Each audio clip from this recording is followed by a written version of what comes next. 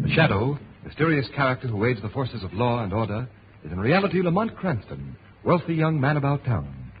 The Shadow uses his hypnotic power to cloud men's minds so that they cannot see him.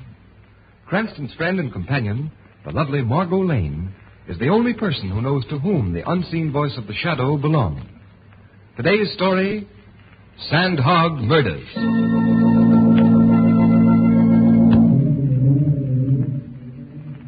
Deep under the river, knee-deep in glacial muck and slime, you'll find them. The Sandhogs, working under terrible pressure. Pressure beating against their eardrums. Pressure forcing little nitrogen bubbles into their bloodstreams. Pressure that causes death. Pressure that keeps the river out of the tunnel that men are building under the river. 100 feet under the river. How far did we go on that last shot? 27 inches, boss. Tighten those jacks next to the shield. Okay, boss. Yeah, Rodsky speaking. Time? Okay. All right, men, that's all for today. Let's go. Okay, let's go, fellas. Hey, Mr. Pine. Want to get left down here? You better come along and get in the decompression chamber. I say, I hate to admit this, but when I feel sick, I can hardly move my head. That's the same complaint from all visitors to our little rabbit hole. Just give me your arm. Thank you. There we are. Come on, into this decompression chamber. Get the move on, all of you. Glad this shift is over with. Quit your beak and you get your pay regular, don't you? Yeah, what do you... Okay, decompress. Decompressing. Mr. Pine, you know what could happen to you if you got left behind? No. Ever been in a pressure tunnel before? No, I haven't. Well, it ain't no picnic ground, mister. Ever hear of the bends? There's some kind of sickness, isn't it? It ain't no reducing exercise. I'll tell the world it's sickness. You see, working in these pressure tunnels pumps you full of nitrogen bubbles. And if you was to come out of the pressure too fast, those bubbles would stop your heart quicker than $1 watch. Yeah, you gotta have the right kind of stomach to stand it. You know what would happen if we opened that door now? No, what? We'd all pop like punctured balloons. The pressure's got to go down slow like. Just now we are working under 39 pounds of pressure per square inch. Say, are you trying to scare me? Lay off, Jack. You had enough trouble lately? Hey. Stop there, why? The pressure's dropping too fast. Oh, turn to increase the pressure. Too late. Too late.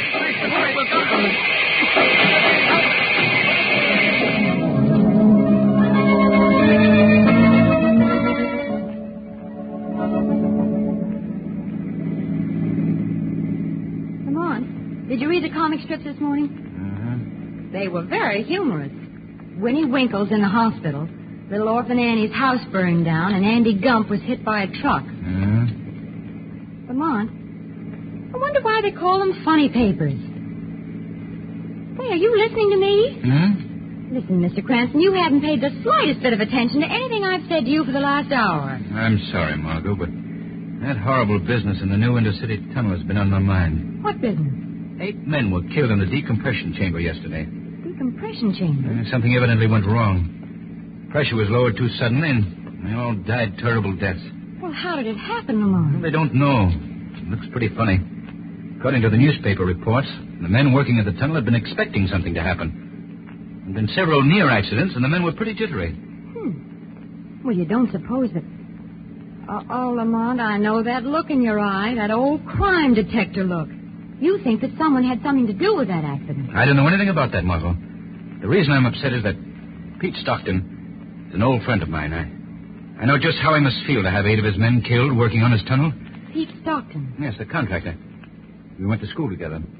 This intercity tunnel is the first big job he's handled alone since his father died about a year ago. Oh, I see. And you'd like to see him, wouldn't you? No, Martha, not today. We have a date. I wouldn't think of it. Oh, that's just the trouble. You do think of it. So I guess we might just as well see this old schoolmate of yours. Margot, you're wonderful.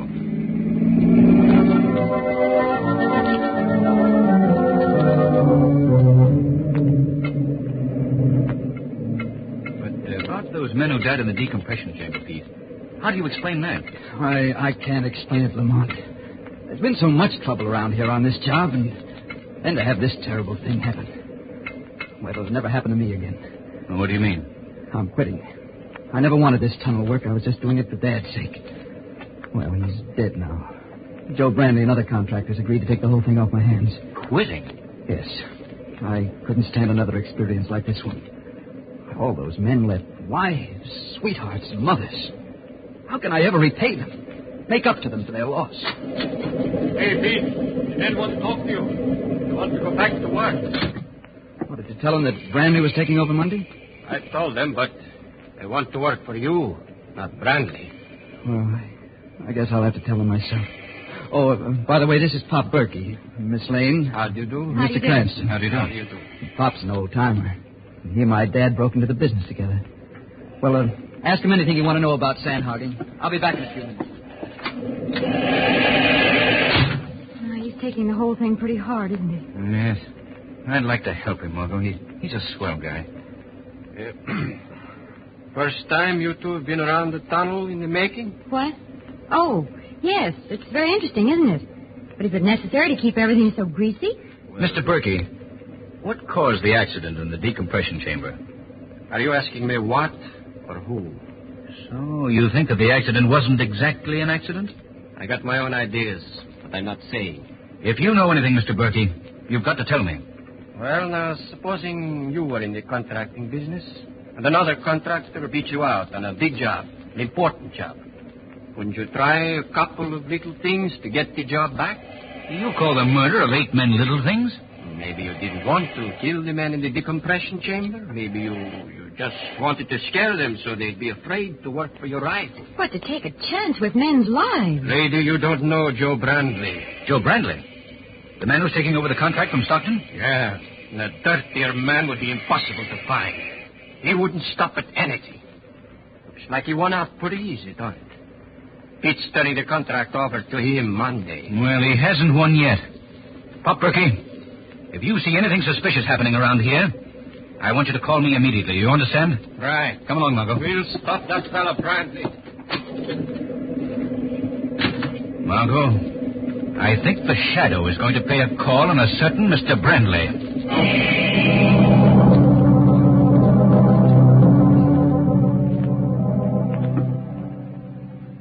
No. Why should I be afraid? What? Stockton is turning the job over to me? What? At the tunnel? When? Tonight. Yeah, well, let him try it. I'll be at that tunnel and settle this thing once and for all. Yeah. Thanks for the information. Goodbye. Thank you for the information, Mr. Brandley. What? Who spoke? I did, Mr. Brandley. Who are you? I am called the Shadow. Oh, where are you? I can't see you. I have willed it that you won't see me, Brandley. I've cast a mist over your mind that makes me invisible to your eyes. What do you want of me? I would like to know more about that phone conversation you just had. I believe it was concerned with the murders in the new intercity tunnel. Murders? Those men were supposed to die by accident. Did you have anything to do with that accident, Mr. Brandley? What are you talking about? I'm asking you, did you have anything to do with those murders? No, nothing. Then who were you speaking to on the telephone? Why should I tell you? You'd better talk, Mr. Brandley. You haven't got anything on me. That's true. I can't pin anything on you just now. But let me warn you, Mr. Brandley. The Shadow intends to prevent anyone from destroying the intercity tunnel.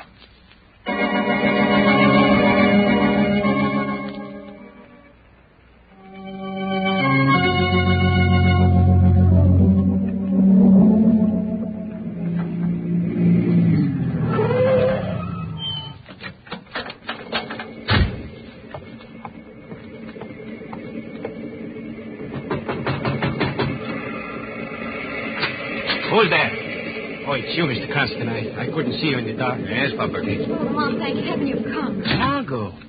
What are you doing here at the tunnel? Well, I was waiting for you at your apartment, Lamont, when Mr. Berkey called. You asked me to call you if anything suspicious was going on here. And something suspicious is going on here. There's someone down in the tunnel, Mr. Cranston. Yes, I know. I expected the killer would make his move tonight with the tunnel deserted. But what are you doing here, Margot? Well, I don't know, but I didn't know how to get in touch with you, so I thought I'd see what I could do in your absence. I left a note for you at your apartment, Lamont. Oh, am I glad you've come. The very idea of going down into that empty tunnel gives me the cold chill. Now, wait a minute, Margot. What were you expecting to do down in the tunnel? What was I expecting to do? Why, I was... Well, now that you mention it, what was I expecting to do? Margot, we're dealing with a desperate man. Do you realize what might be waiting for you down there? Mr. Cranston is down in the tunnel, all right. The elevator was at the bottom of the shaft when I came back from dinner. Berkey, what can he do to the tunnel? He could set a time bomb and blow it to pieces. Well, let's go. Where? We're going down into the tunnel, Margot, on a manhunt. You better wait here. All alone? We won't be going long. Not me. I'd rather go down the tunnel. All right, then, let's go. Now, where's the elevator, Berkey? Over this way. I have some boots for you to wear. It's a little muddy down below. All right. Yeah, step in, Margot. It's like going down into a coal mine, isn't it? Margot, have you ever been down in a coal mine? No, but this is the way I imagine it would be. Oh. How deep is this? What?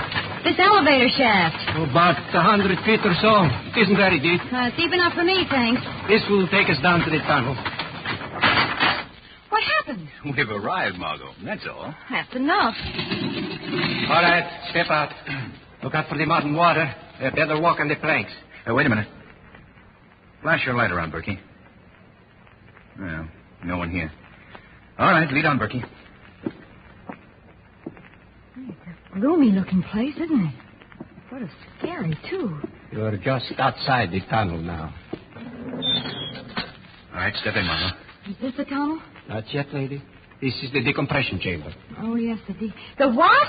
I'm not going in that thing. It was the only way we can get into the tunnel, Margot. Well, isn't that the place where those men were... Say, I don't think I'm going to like this. Come on, Margot. It's too late to back out now. Well, I'll get in, but it's under protest. Okay, Berkey. Shut the door.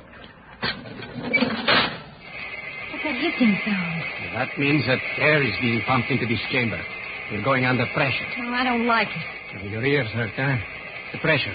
You'll get used to it. I don't intend to get used to it. It's necessary, Margot. You see, we've got to adjust the pressure in our bodies to the pressure in the tunnel before we can enter it. Well, pressure's even now. This is the tunnel. The river's right overhead, lady. Oh, it's so dark. Can you give us some light, Berkey? I wouldn't want someone sneaking up behind me in the dark. Yeah, that's better. Goodness, it's muddy down here.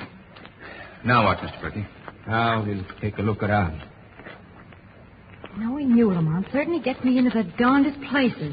You're not sorry, are you? No, but I do wish Hey, that... look. I'm going back to the decompression chamber to see that whoever it is don't try to slip out while you're looking toward the center of the tunnel. That's a good idea. We'll go on ahead. Come on, Margot. Lamont, do you think that was such a good idea? What? Sending him back to guard the exit. Suppose whoever it is down here overpowers him and locks us in. Don't be silly, Margot. That couldn't happen. Berkey's no... The lights, they've gone out. Berkey! Berkey, what's wrong? Berkey! Come on, Margot. We've got to get out of here. I can't see anything, Lamont. I can't run in the dark. Over this way, Margot. Hey, give me a hand. All right. Here's the door. Let us out of here! Berkey! Berkey! I don't think he can help us now. Well, what are we going to do? I guess we'll have to wait until someone comes and lets us out. That's a pleasant thought. Not really spending a night in this place. What's that? It sounds like a phone. Down here? Yeah, a foreman probably uses it to speak to his boss above ground. Well, where is it? Well, the sound came from... Oh, there it is. Hello? Well, Mr. Cranston, I guess this will teach you not to poke your nose into something that doesn't concern you. Who is this? Makes no difference now, Mr. Cranston. You're gonna die. You hear me? Die. Brantley, listen to me. I don't care about myself. But surely you won't do this to a woman. Sorry I can't oblige you, but she's got to go, too. Now I'm going to step up the pressure in the tunnel till your eardrums crank. Up it'll go until the whole tunnel will explode, just like a punctured balloon. The river will rush in, and you'll be drowned like rats in a trap. Oh? hung up. What is it, Lamont? Oh, the lights. The lights are on again. Margot, I've got something to say to you, and it's not going to be easy. Yes, Lamont? This is the end for us. We're going to die here in this hole, Margot. Lamont, I'm not afraid to die. Margot, all I can see is I know now that I've been right about you. Thanks, Lamont. Is it Brandley? I don't know, Margot. I think so. Lamont, what's that? I'm afraid he's going to carry out his threat. He's going to increase the pressure till it blows this tunnel to bits. Well, this is to be the last few minutes I'm going to spend on this earth. I'm at least going to be gay about it. I'm not going out with a frown on my face. And a very lovely face it is, too, Margot. Why, Lamont, do you realize it's practically the first compliment you've ever paid me? Well, it just proves what a stuffy guy I've been. Oh, a pretty swell guy, if anyone should ask. There's never been a dull moment on our merry-go-round. We have had great times together, haven't we? I wouldn't trade them for anything, Lamont. Oh, Lamont. Oh, my ears hurt. My head. Yeah. Now, Margot. Pressure's going up very rapidly. I guess he wants to finish us off in a hurry. Oh, it's warm and damp down here. Yeah. Pressure must be up pretty high now. We won't have long to wait. The air's getting so misty. Margot. What is it, Lamont? Margot. The minute that weak part of the tunnel up there, the part that hasn't been reinforced, is going to give way. The river's going to rush in. If we climb up this framework here, we'll be able to hold out longer. Well, what difference will that make? I don't know, Margot, but come on. Let's climb. All right, Lamont. If it'll make you any happier. Here. Give me a hand. I'll help you. Come on. Come on,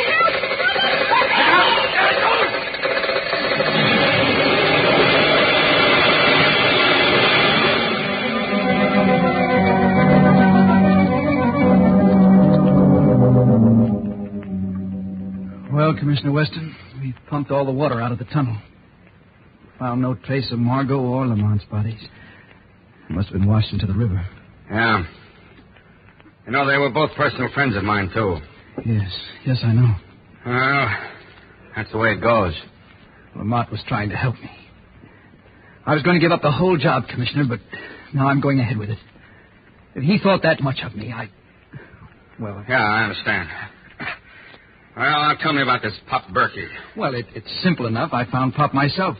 He was just outside the tunnel, unconscious from a blow on his head. How long have you known him? Well, he and my dad broke into Sandhogging together. Later, when a tunnel accident made Berkey unfit for work underground, Dad always found a job for him up above. Ah. And, well, I sort of followed in Dad's footsteps. Well, this whole business proves one thing. That so-called accident in the tunnel where the 8 men were killed was no accident. I'll have my men stationed at the tunnel tomorrow when you go back to work. Well, I'd appreciate it, Commissioner Weston. That's all right. You know, I'm going to miss that fellow Cranston.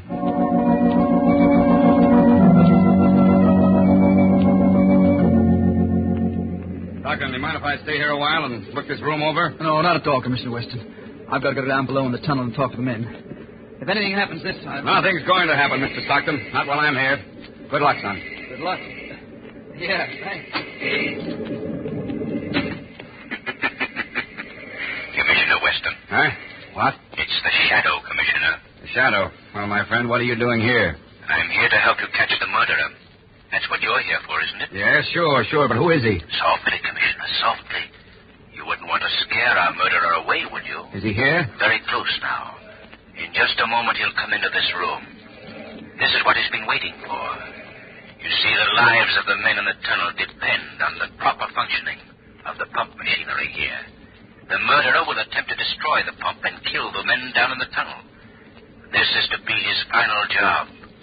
For today, for the first time, Peter Stockton is down below. Well, he won't get away with it. Quiet, Commissioner. I think this is our man now. Quick, hide behind the machinery. Yeah, right.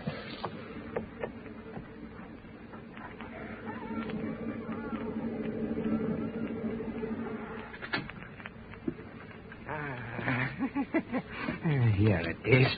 The main induction valve. Now, Mr. Stockton, you're going to pay for what your father did to me. Listen, shoot him! I'll get him! Hey, stop me! I'll stop you, all right? Now, let's see who it is. Why, it's Pop Berkey. I've killed old Pop Berkey. No, Commissioner. He'll live to pay for his crimes.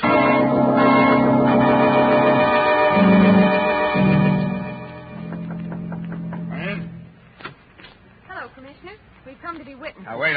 What? Cranston and you, Miss Lane. I thought you were... Yes, I know, Commissioner, but... Well, I'll...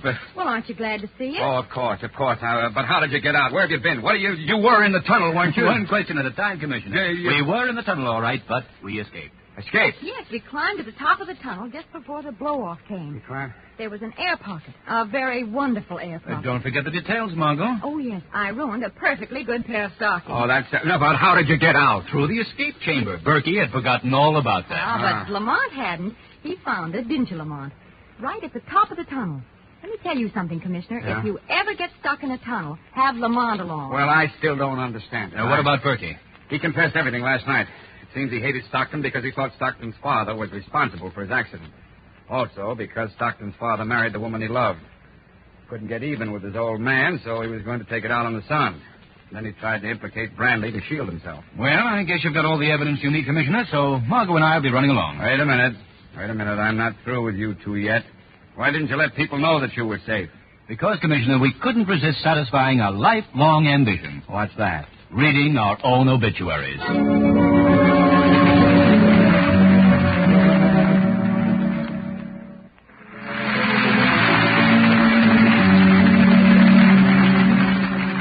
Today's program is based on a story copyrighted by the Shadow magazine. The characters, names, places, and plot are fictitious. Any similarity to persons living or dead is purely coincidental. The Shadow magazine is on sale at your local newsstand.